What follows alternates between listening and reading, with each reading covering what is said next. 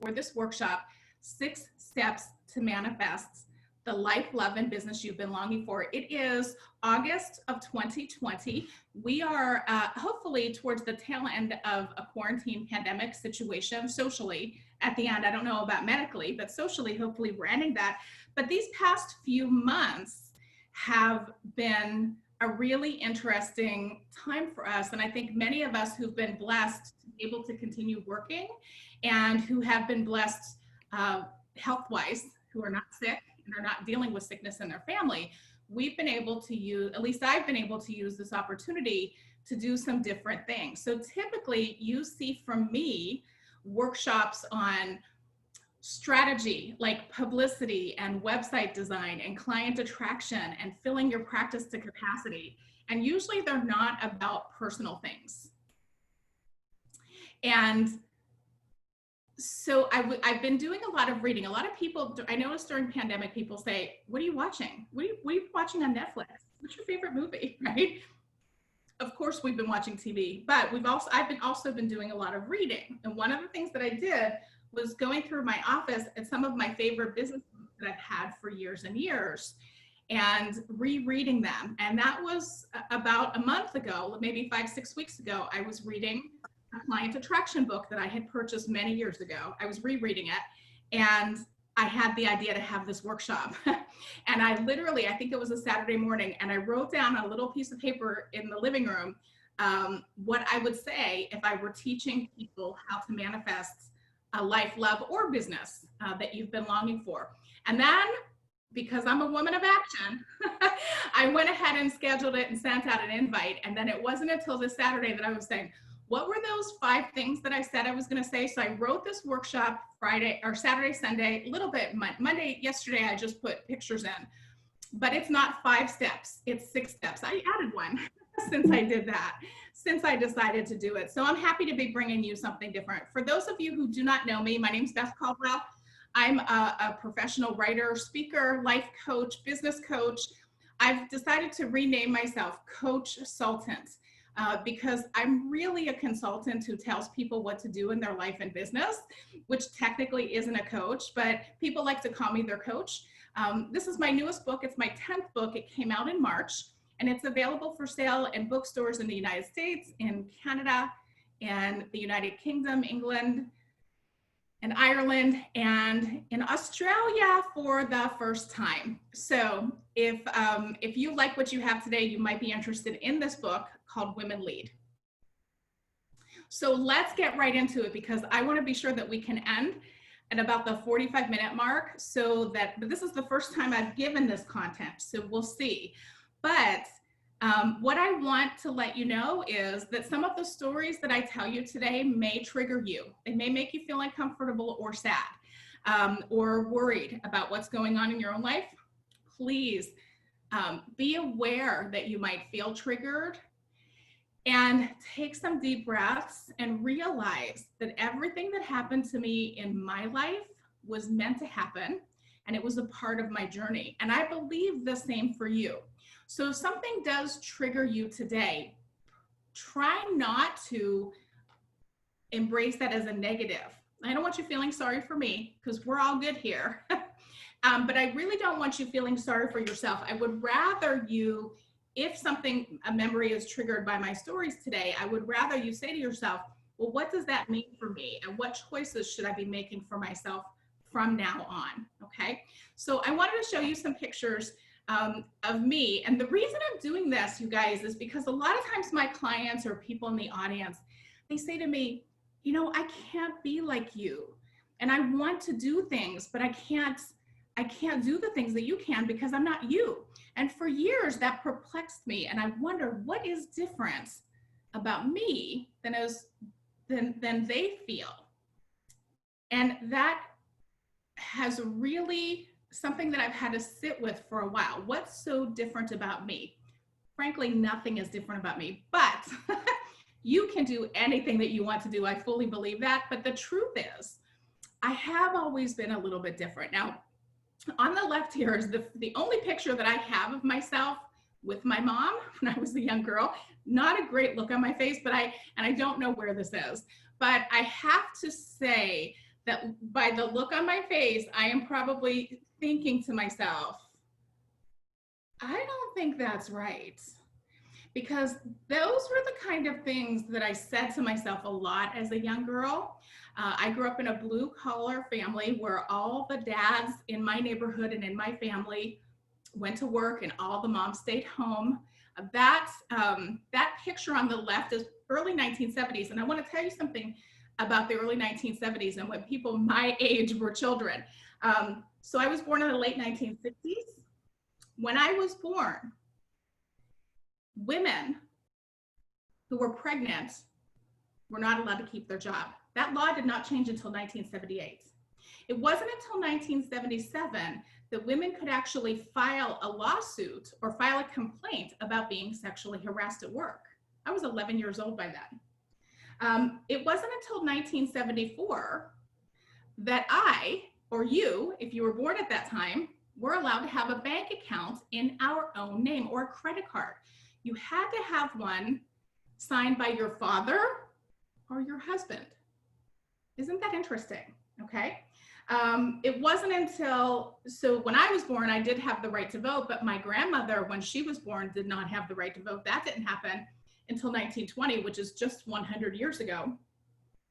And guess what? This is something that you may not know, but it wasn't until the 1960s, in the late 1960s in many part of the countries, that little girls were allowed to wear pants to school. Everybody wore dresses, and that's just the way it was. And I can remember when I went to first grade, we were allowed to wear pants, and my mom used to say, my legs used to be so cold in the wintertime, and you're so lucky that you get to wear pants. And I would have this look on my face like, what? Everybody should be able to wear pants, right? So I sort of came out with the attitude of, I don't think that's the way you're supposed to do it. And I don't think that you're supposed to peel potatoes all day long and serve all day long. I just didn't think that things were really the way they were meant to be. And I'll tell you a quick story. I can remember just being a little bit older than this, and I was sitting and in the dining room between the living room and kitchen. So my dad was in the living room, sitting in his chair, watching the news. Imagine Archie Bunker, right? And I'm in the dining room playing with my paper dolls, and my mom's peeling, cooking, or stirring potatoes. And my dad, he says, Kathy, come here. And I look up like, what happened? Something happened on the news, and she came running in to see what was on the news. And here there was a woman giving the news. That was very shocking. And I remember my mother with her pot saying, oh, and she's blonde too, right? About 30 years later, I wound up having lunch with that woman. That was Eleanor Shano here in my hometown of Pittsburgh, Pennsylvania. She was the first female news anchor to ever be on the news, and that was in the 1970s, and it was quite shocking. And at that time, I remember thinking, why couldn't a woman do the news? Yet, before I get into even more stories, most of my time as a little girl was spent around picking out dresses. And what dress are you going to wear to this? And what dress are you going to wear to that? This is my mom's cousin's wedding. This was when I fell in love with purple flowers and polka dots because I was the flower girl in that wedding. And if your family was anything like mine, everything was about weddings.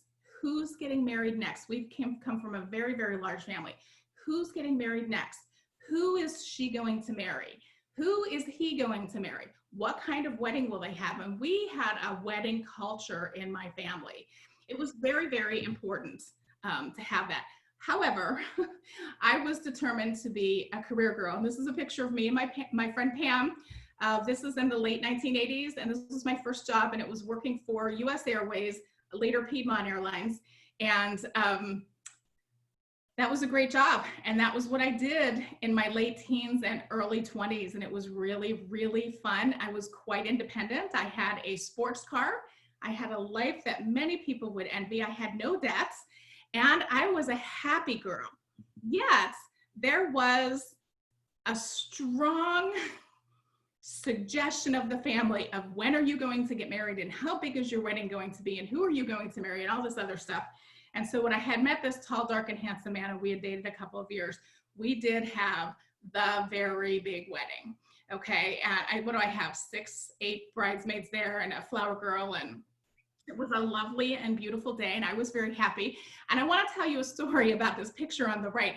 I'm so skinny in that picture on the right because I was very hungry that day and that year. But even my teeth are kind of sticking out because I'm so skinny. But you know, this is interesting, and it's a sign of the times. Okay, when we were planning our honeymoon, my fiance said to me, "I don't think you're quite ready for the beach. We probably better go to the mountains for our honeymoon." And, you know, don't send him hate mail because I fully agreed with him. My hips were just a little too big to put into a bathing suit, I felt. And he certainly felt, and I agreed with him. But that was the way things were in the 1990s. It was all about, like, and it still is in some ways today, checking off those boxes, having the wedding, meeting the guy, getting the car, getting the house. And soon we had 2 babies, Brian and Kevin. And as the boys were coming along, there's the house, 5 bedrooms, 3 bathrooms, cul-de-sac. This is not on the cul-de-sac. It's one house before the cul-de-sac. But that was sort of it. And when we moved into that house, I was pregnant with Kevin, our second child. And I didn't ever plan to move out of this house, ever. My plan was to live in this house and be married for the rest of my life and do volunteer work. I'd worked before the kids were born, do volunteer work at the kids' school and throw fundraisers and be hospitable and cook fantastic Southern recipes. And that was my plan. But that was not what life had in store for me. And I believe we only lived in that house for about 2 years. And then I found myself on my own with these 2 babies. And this was also the time that I left the Christian church. And don't worry about me because it's good. I felt like I would be, when I lived in that house, my husband and my children, I felt like I would be a Christian for the rest of my life, that I would always be active in church, that I would always be doing something for the church. But that was not the way my life was planned, okay? And so what happened was, after our divorce, a big part of my life was church. And suddenly I was divorced. Listen, back in the early 1990s and the mid 1990s, divorce was not collaborative yet. It was quite difficult. It was quite challenging. It was always usually a battle. It was not a we thing. It was a me versus you thing. And in my divorce and in most divorces of the time, the children were used by attorneys as tools, as bargaining chips. And it was a really volatile and difficult time. And when you're going through the hardest time in your life is when you need your spiritual life the most. And that was when I went to church, to the Christian church at the time.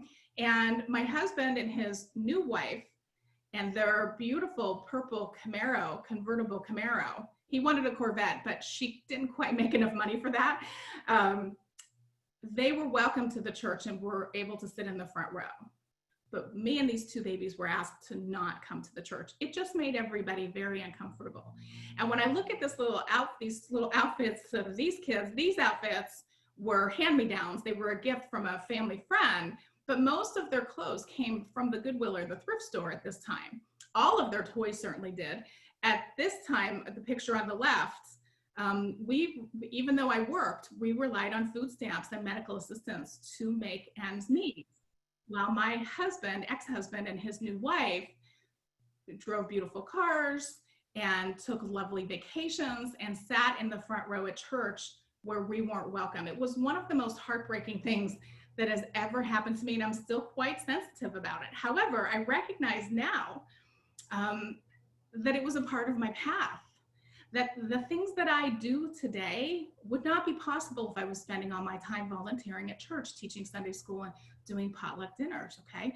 I now practice universalism, which I always did since I was a child. I just didn't know what it was called, the laws of the universe.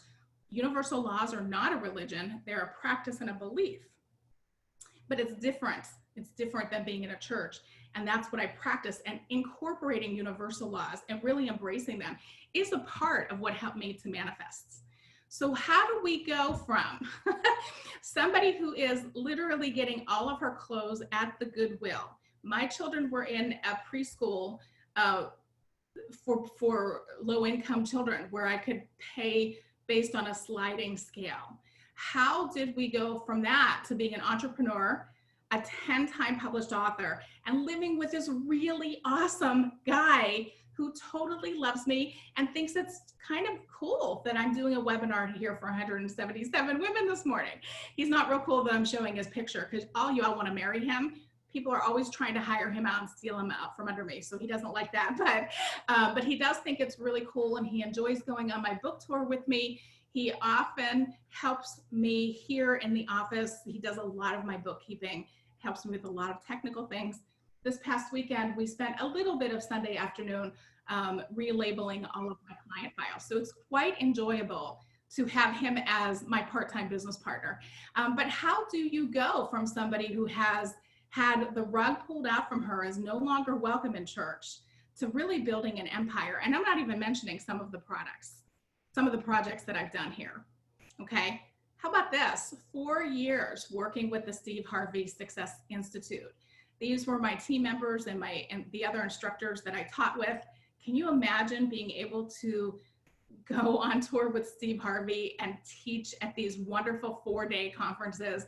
It was so amazing, and it was so energizing, and it was so fun. And he and the other people on my team here, our team here, they really, really inspired me and motivated me and helped me really up my game. Steve Harvey is exactly who you see on television. He's exactly that person, that same person in person, with a few more swear words. There are definitely a few more swear words involved when you're not on television with him, but he's absolutely as authentic and genuine off screen as he is on screen. And he and his wife have done have had a tremendous effect on me and done some great mentoring with me. So how does that happen? How do you go from, yeah, we don't really want you in our church because you make us uncomfortable, would you please not come back, to, I don't really think that you should show yourself on a beach. You know, those were critically damaging to my self-esteem. How do you go from there to here? I'm going to give you some strategies on that today. So strategy number 1, and this is a universal law, embrace the thought. Think about what you want. And what you will tend to do, if you're like me and you say, oh, I really like this Barnes & Noble store. I think I'd like to write a book and have my book in here someday. I think I'd really like that, right? A lot of times when you have a thought like that, your brain will immediately say, well, you don't have a master's in fiction writing or nonfiction writing or fine writing or whatever it is, the MFA, or I think I'd like to become a coach. I think I'd like to become a speaker. Your brain immediately tells you why you can't do it. I'm going to tell you to just push that thought aside for a moment, and I want to ask you, what is it that you really, really want? And if you look around, whatever room you're in right now, I wish we were in the same room together. I'm glad we're together, but I wish we were in the same room together. But if you look around here, today I'm drinking my drink with a glass straw. Glass! Michelle Boucher, if you're here, you're the reason why I have this, right? I have a pair of women's reader glasses right here. I have a wonderful Sharpie right here. I love this Sharpie because it has that little narrow point. I have an iPhone. My iPhone is sitting here because if you guys have questions and you send them in the chat, Liz, my assistant, is going to text them to me. I have a book right here. There's a pair of scissors. Oh, my ring light is over here. All of these things around me started out as somebody's idea. All of the things around you started out as somebody's idea. And somebody probably said to them, you really shouldn't do that. I can remember when I left my husband, which was so difficult, with a 1-year-old and a 2-week-old. It was a really tough time for me. I can't tell you how many people said to me, you really should go back. Those kids deserve a father. And I remember thinking, yes, they do. And what a shame that they don't, right? But people want to keep you where they're comfortable. right? And so if you have a thought, I want to be a speaker, I want to be a coach, I want to be a race car driver, I want to be an author, whatever, I don't want to be married. I don't want to have a wedding. Your thoughts may make some people uncomfortable. Embrace the thought anyway. My question for you is, what ideas do you have? What do you really, really want? So here's some of my ideas. I wanted to write for a newspaper. When I had my social work job, down in the bottom left-hand corner, you'll see the logo of the Pittsburgh Business Times. When I had my social work job, we had a library in my company, and we subscribed to the Pittsburgh Business Times newspaper, and it would get delivered every Thursday. And every Friday during lunch, I would read it from cover to cover. We had 150 employees, a whole C-suite of executives. Nobody else read that newspaper. I would read it cover to cover. I was obsessed with that newspaper. And about 4 years later, I was writing a leadership column for the Pittsburgh Business Times. I used to watch Susie Orman on TV, and I thought she was kind of mean. She was always rejecting people's ideas for money. I had no idea until I met her in person that she used to live in her car.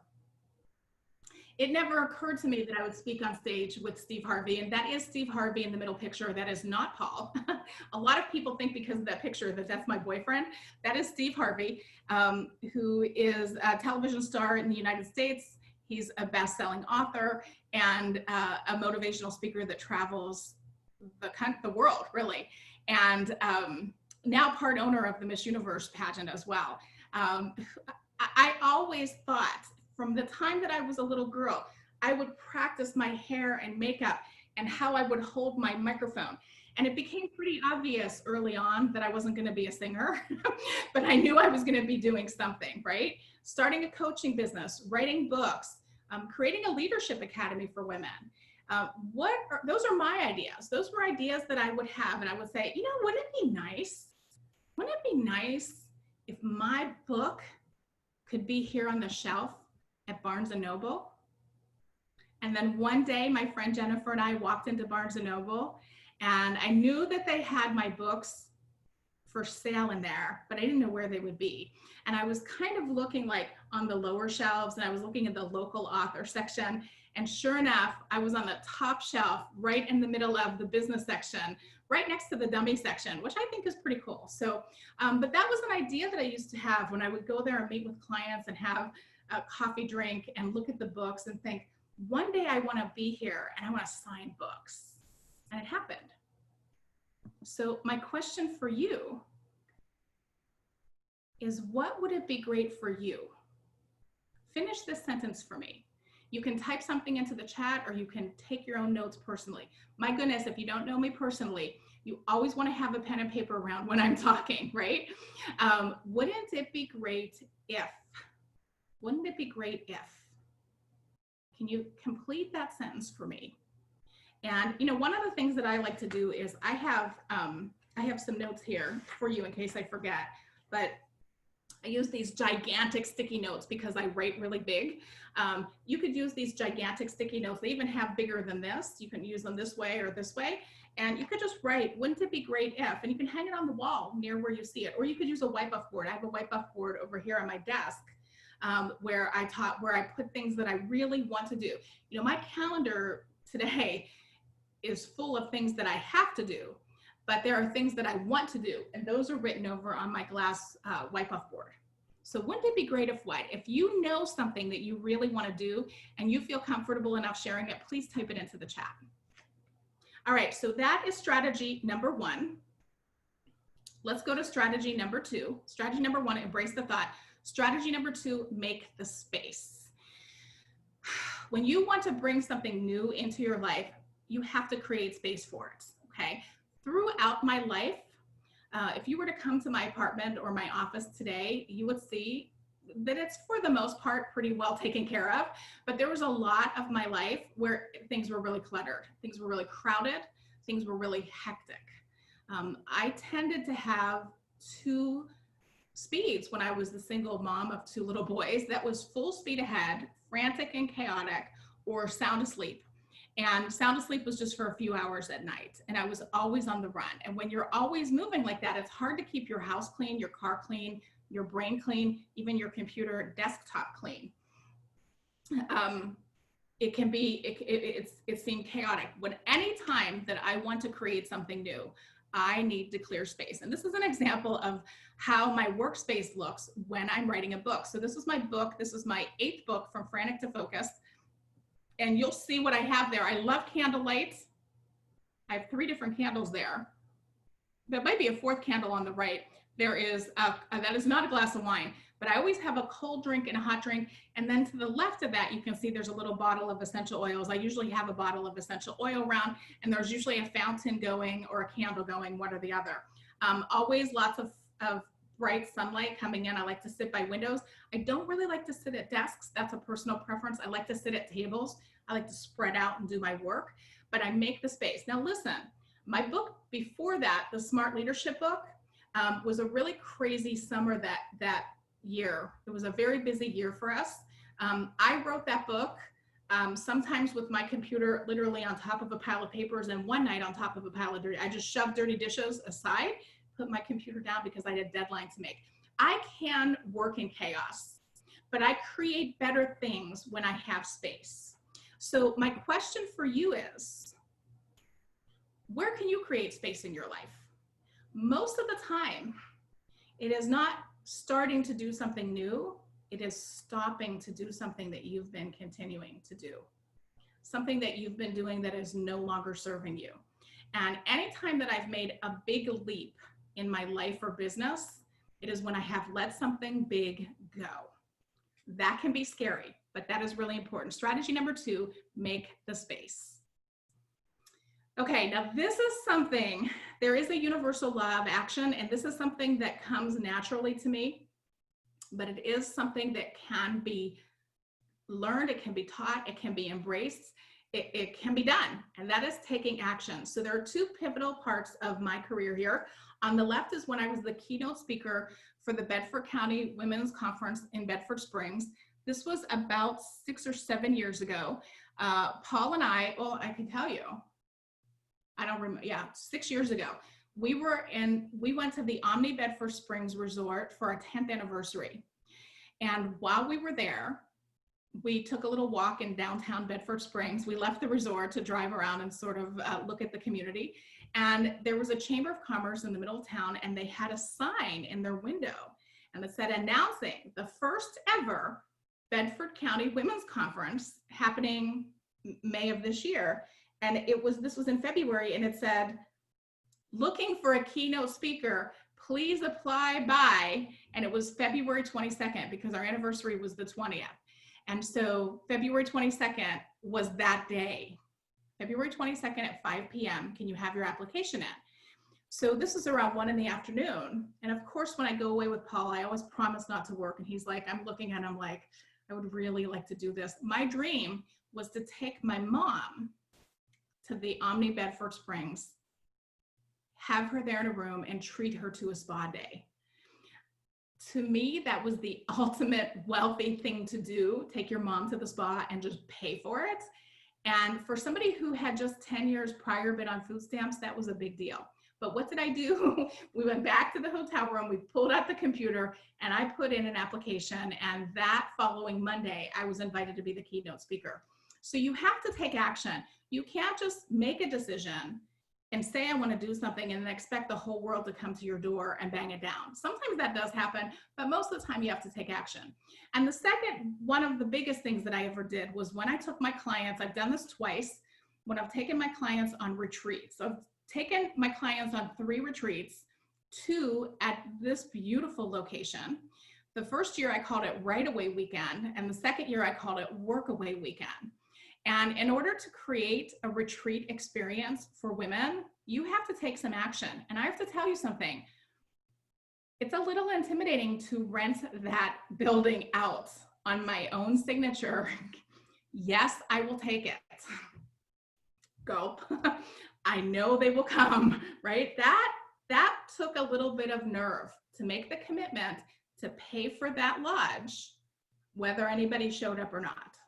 And so you have to be okay with a little bit of risk. The reward was awesome. And later on, I'm going to show you some pictures of those retreats.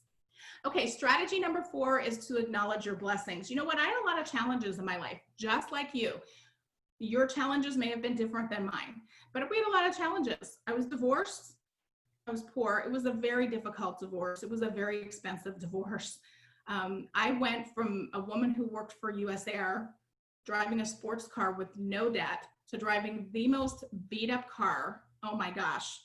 I had the most beat up car. We used to have in the trunk, these babies were in car seats. And by the way, as I was working, I could afford a car, but my younger son, Kevin, had some serious health issues when he was young. I was always worried about having a car payment because if he would go into the hospital, which he did a few times, if he would go into the hospital, I might lose my job. And then I would lose my car if I had a car payment. So I drove this crappiest car for years until the kids were like 10, 11 years old, because I was just always afraid that I would lose the car if I bought it.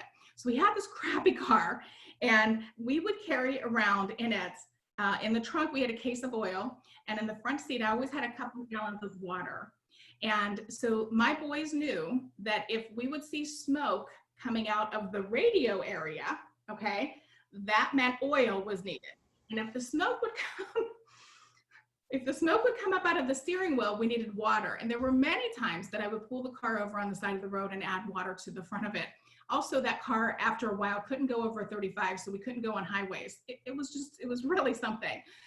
However, instead of saying, I have a crappy car, I have a crappy car, I have a crappy car, I have a sick child, I have a sick child, you know, I always focused on the blessings. So when we drove that car, by the way, nobody told me to do this. This is how I naturally am. It's annoying. I'm naturally optimistic, but it can be annoying to some people, but I believe this is a gift. I would drive that car and take them to school, and they couldn't go over 35 miles an hour. But we would drive past people who were all bundled up at the bus stop, taking 2 or 3 buses to work. And I would say, we are so blessed to have a car. You boys don't even have to wear mittens today because we have heat in this car. So I always acknowledge the blessings. You know, I was very disappointed that I didn't live in a very upscale neighborhood. Although as the kids got older, I began to do really well in my career, and I was making nice money, but there was only one of me. And a lot of people who live in the suburban areas with the great school districts, a lot of time those are 2-income families, and I just had one good income. And one of the things that I was always disappointed about was that my son Brian here could not play for the greatest sports teams. And I really didn't have enough money to buy him the baseball bats and the soccer shoes and the hockey equipment that he could be on the travel teams, okay? But what we did do was what we could do. He played in the city league, he played for his schools, and Brian wound up being one of the most well-adjusted people that I've ever met. He went to college for 3 years, and then he moved to the Caribbean, where, as you can see, he was doing pretty well in the Caribbean at that time. Later on, he came back to the United States and is finishing his degree now, where he works in addiction recovery, and Brian also works as a professional speaker. So even though times were hard, and we spent a lot of that time buying clothes that were somebody else's old clothes and taking vacations at local parks, Brian turned out very well. Okay, and I have a picture to show you about Kevin, and I love this picture of Kevin. So this was Kevin's first year at college. He went to community college, and he drove about a half an hour, 3 days a week to take classes at community college. And one day, Kevin calls me on the phone, and he says, Mom, he's been trained well. I'm okay, but I really need you to come to school. There's been a problem with the car. And what happened was Kevin was driving to school on a windy day, and a tree branch went through his passenger side window. Look at that broken window. Look at that broken window. And Paul and I were in the middle of doing some kind of a home improvement project. It was a Friday. I remember it was a Friday afternoon, and we dropped everything and ran. And this was Kevin's like, look, Mom, look what came in the car. And I was like, and I remember Paul looking at me and saying, any other 18-year-old kid, especially he was talking about his daughter. If that happened to my daughter, I'd been picking her up off the side of the road. She would have just pulled over. Kevin had the wherewithal to be like, oh my gosh, there's a tree branch in my car. He kept driving until it was safe to pull over. And he pulled over into some church parking lot, called me, and waited for us to get there where we arranged for the car to be towed. But I have to say, Kevin probably handled that pretty well, because when he was a little kid, it was his job to make sure the engine didn't catch on fire. So I think he handled that really, really well. And I so admired, I think even if that had come through my car, I don't think I would have handled it as well as Kevin did. And of course, we were very blessed that it didn't come through the driver's side, or that somebody wasn't sitting there, okay? And then of course I have to acknowledge this special guy. This was Paul, special guy in my life. I already talked about him a little bit. We did not get to take a vacation this year because of the pandemic, but this is last year. We like to take several vacations through the year. This is a blessing that I've created for myself. I've never been the type of woman who wants to go to the beach for 7 or 8 or 9 days and sit there and just be at one place. I like to take a lot of vacations.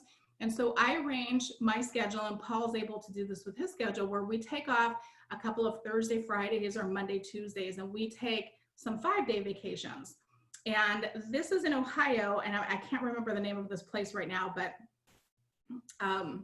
it's just at a beautiful, beautiful place on Lake Erie that we did last year. So a blessing. All right, so everything that I have created this year, I have a couple more strategies for you, but I want to tell you that it is possible to go from wherever you were or have been or are today to exactly where you want to be. Even when my 4 years of working with the Steve Harvey Success Institute, when that came to an end at the end of 2018, I was able to decide what it was that I wanted to do. And so today, I do what I do best. I talk a lot. I'm a trainer, I'm a speaker, and a coach. And if you'd like to work with me in any of those aspects, this is my little public service announcement. Go to coachbethcaldwell.com. One of my favorite things to do is do women's conferences just like this one, this picture. All right, let's go to strategy number 5. And I think this is important for success. And that is accept help. If you're anything like me, I so want to do everything by myself. I so want to be independent. But accepting help has been pivotal, powerful. What's another word? Massively impactful in my business. Being able to take the hand of somebody else and taking help. And this was my very first Leadership Academy for Women. I believe this was in 2013. And the person right next to me in the photo is Deborah. And Deborah helped me. Deborah helped me pull this together. There was somebody named Donna who helped me at first to get this pulled to get this created. And then something happened with Donna and things were gonna fall apart. And I had to ask for help. And I called Deborah. I actually feel like listening to my inner voice. I had a situation where I had these women signed up and had paid a significant amount of money to attend Leadership Academy, and we lost our location. And I remember I was in my car when I got the news, and I was so thrown off about it that I had to pull over. Unfortunately, I got the news on Thursday or Friday afternoon, and this class was beginning on Monday evening. Sorry, you can't meet in our space. I can't cancel it. I don't have my own space. What should I do? And as I sat there in the car, that I remember exactly what parking lot I was in, Deborah's face popped into my mind. I called her, she answered. I said, Deborah, this is my problem. This is what's happening. She said, Beth, I would be so happy to host your Leadership Academy. This Leadership Academy, one of the most important things that I've ever done in my life. I think for sure one of the most impactful things. And I couldn't have done it without help. So if you need help, don't hesitate to ask, and please be okay at accepting help when somebody offers. Here is another friend of mine, Mary Lee Gannon. Now at this time, this was about 2014. At this time, I was doing pretty well in my business and I could pull together a nice group of women. But together, we pulled together a very powerful group of women. This was my first Success Academy that I ever taught. And it was actually this Success Academy that allowed me to be found by Steve Harvey, because he had written a book called Act Like a Success. Mary Lee and I were doing something called Success Academy. And then the next year I did something called Success Circle for Women, which came out of this. So, you know, together you can be good, or alone you can be good, but together you can be very effective. One of the most important things I've done in my career was to partner with Mary Lee and create the Success Academy. It was really, really helpful. And I see, as I'm looking at this picture, I see Elizabeth Cessna in the second row, and she's here tonight. And I know there are some other people that are in this picture that are also here today. All right, strategy number 6, surround yourself with big thinkers and dreamers. Look, if you have big things that you want to do in your life, that may make the people around you a bit uncomfortable, okay? And sometimes you can't pick your family and you can't pick your coworkers. So you have to take the time that you are in charge of to align yourself with other people who think the same way that you do, and that they think that dreams are great, and they don't think that you're silly, or that you should settle down, or you should quiet down, or you shouldn't be so optimistic. Those are some of the comments that I've gotten over the years. But this is my very first retreat. Remember I showed you the picture of the retreat space, the lodge, that I took a lot of, look, I can't even talk about it right now. It took a lot of courage for me to rent that retreat home. And how many people did we get? 1, 2, 3, 4. We had 6 people to come. My goal was 4. My goal was 4 people to come, and we had 6 people come that first year. And then the second year, what did we have? 1, 2, 3, 4, 5, 6, 7, 8, 9, 10.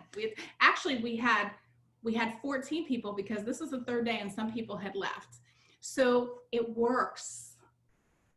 These strategies work. So strategy number 6 is surround yourself with big thinkers and doers. All right, let's do this now. I want to let you know that I'm going to hang out for a little while and answer your questions or give you some coaching, but I would love to get a group photo. If you all, let's see if I can do this. Hi Mary, if you would turn on your, let me see here, I'm going to stop sharing. Okay, put this in this way. There we go. All right, everybody give a big smile. We'll wait till a couple more people are signing on here. Oh my gosh, it's good to see how many people are here. Some folks that I've known for a long time, and some people that I don't know yet. Hi, Karen, Amanda. Good to see you. Now I'm gonna make this full screen, and I know Liz is gonna take a photo. Okay, everybody say manifest. Manifest. Command shift. There we go, I got one. I'm gonna do one more. Manifest. Excellent. Oh, I love seeing so many of you here in person. Okay, oh, we actually have 2. Wow, I have to get another. We have so many people here. Smile, everybody. We have so many people here that we have 2 slides of people. So that's a first for me. So thank you. Thank you for being here. All right, let me go back to sharing. So I want to let you know, if you have been triggered today or motivated in some way, and you have something that you want to, I can't find my slides again. I think they've gone like over here. So hold on a second. I think I have to put it back in speaker view. This is where I get a little hung up, is when you stop and start again. I wanted to let you know that if you do have any questions or ideas, or would like me to answer any questions, or if you have something that I'd like you to work for, if you've been triggered in some way,